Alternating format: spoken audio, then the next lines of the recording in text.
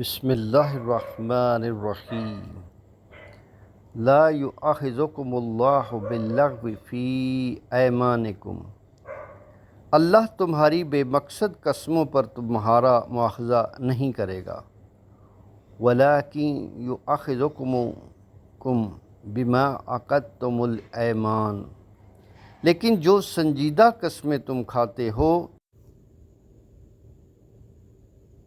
فَكَفَّارَتُهُ إِطْعَامُ عَشْرَةِ مَسَاكِينَ مِنْ أَوْسَطِ مَا تُطْعِمُونَ أَهْلِيكُمْ أَوْ كِسْوَتُهُمْ أَوْ تَحْرِيرُ رَقَبَةٍ،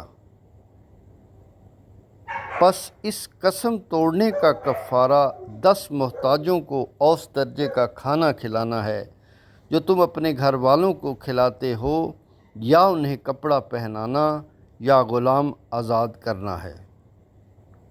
فَمَن لَّمْ يَجِدْ فَصِيَامُ ثَلَاثَةِ أَيَّامٍ، اور جسے یہ میسر نہ ہو وہ 3 دن روزے رکھے۔ ذَلِكَ كَفَّارَةُ أَيْمَانِكُمْ إِذَا حَلَفْتُمْ، جب تم قسم کھاؤ اور اسے توڑ دو تو یہ تمہاری قسموں کا کفارہ ہے۔ وَاحْفَظُوا أَيْمَانَكُمْ، اور اپنی قسموں کی حفاظت کرو۔ كَذَلِكَ يُبَيِّنُ اللَّهُ لَكُمْ آيَاتِهِ لَعَلَّكُمْ تَشْكُرُونَ، اللہ اسی طرح اپنی آیات تمہارے لیے کھول کر بیان فرماتا ہے تاکہ تم شکر ادا کرو۔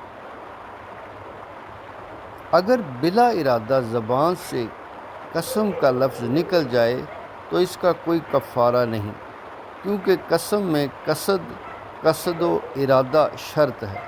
البتہ کسی امر میں پختہ قصد و ارادے کے ساتھ قسم کھائی جائے تو اسے توڑنے کی صورت میں کفارہ لازم ہے۔ اللہم صلی علی محمد و آل محمد۔